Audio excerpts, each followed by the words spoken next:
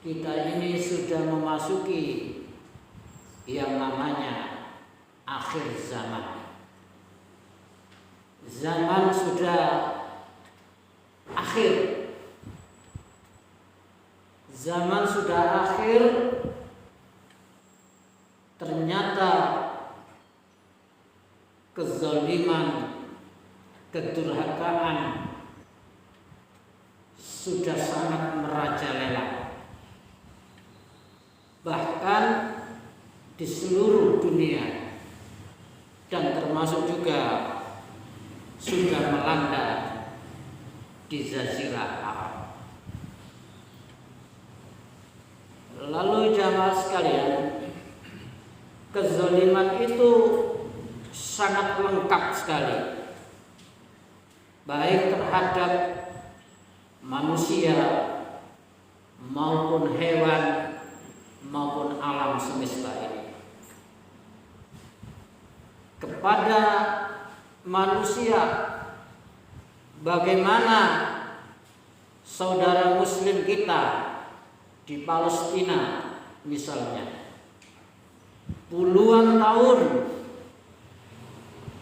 dizolimi, diblokade oleh orang Israel.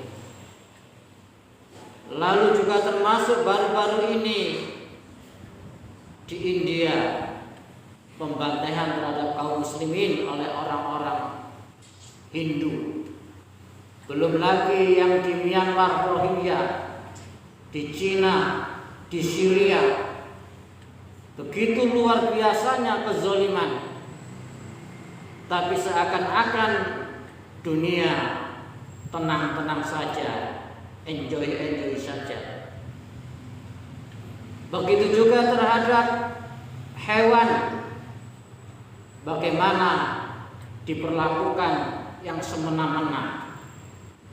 Dan juga termasuk bagaimana mensikapi terhadap alam semesta ini. Artinya jamaah sekalian, ketika kezaliman sudah luar biasa itu, saat ini Allah menurunkan musibah. Yang musibah ini tidak dialami oleh 1-2 orang atau di dalam negeri seseorang saja, tapi sudah mengglobal, sudah menyelimuti seluruh dunia, yang namanya virus corona. Dan ini jamaah sekalian sebagai pelajaran bagi kita semuanya, bahwasanya akhir zaman sudah semakin mendekati.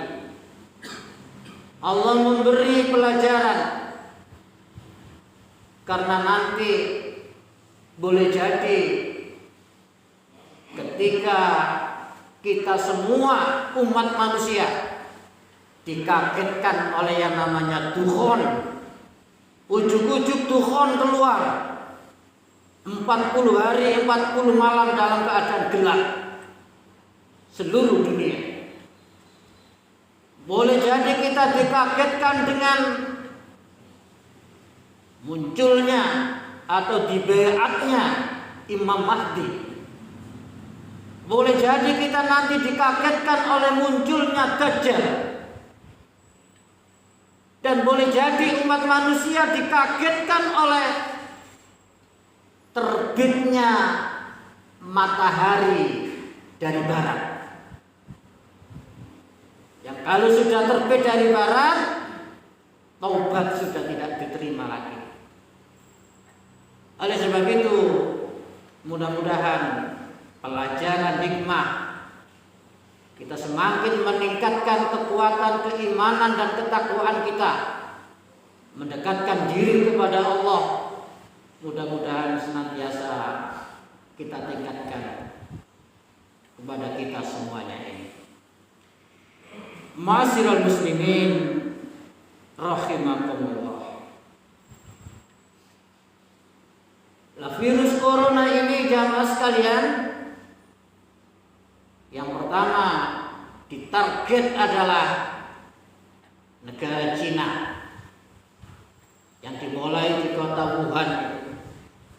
Lalu yang ditarget lagi Iran, ditarget lagi Italia, lalu menyebar ke seluruh dunia. Ma'asyiral muslimin rahimakumullah.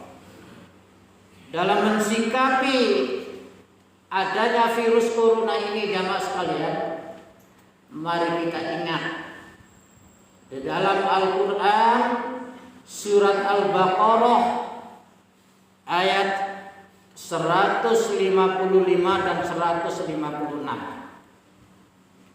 Wala nabluwannakum bisyai'in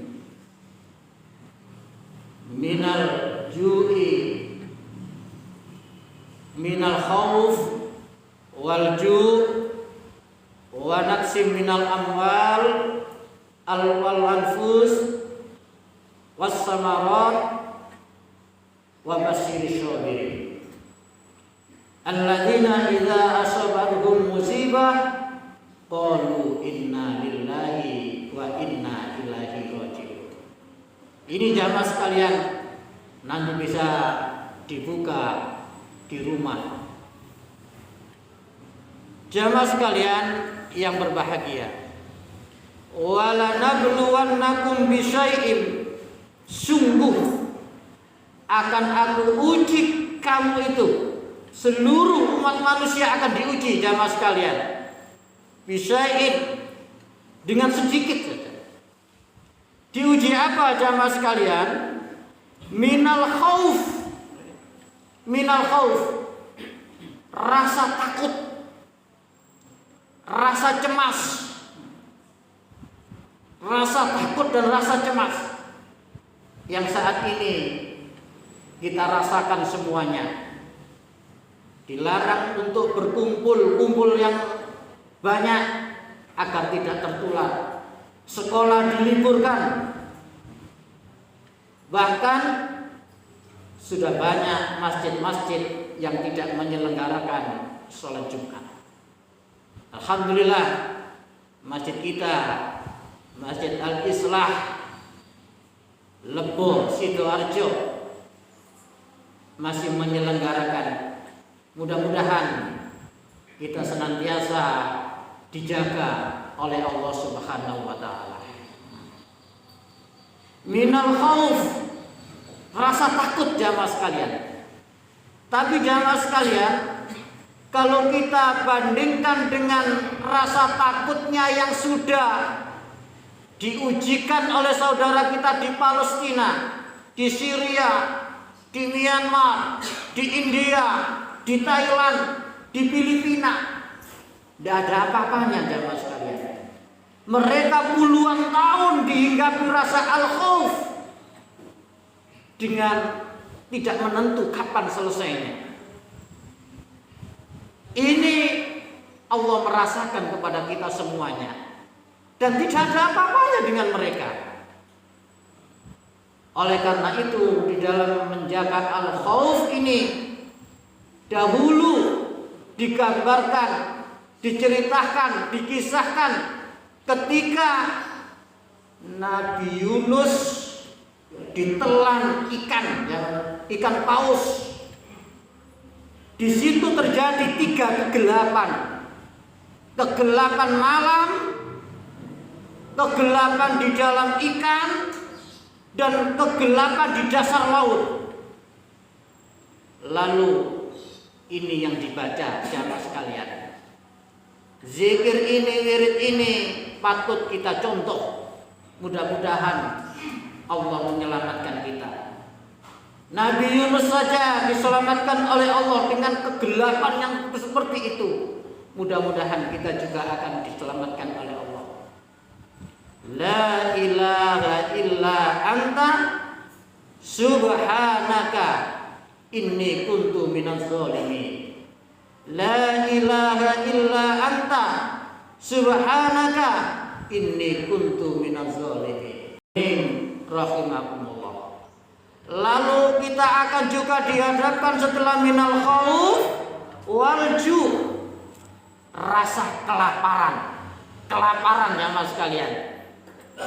Nah ini ketika sudah dibatasi perkumpulan begini saja jamaah sekalian, otomatis perekonomian akan mandek, akan sangat berkurang. Walju, apalagi nanti kalau sudah ditetapkan namanya lockdown.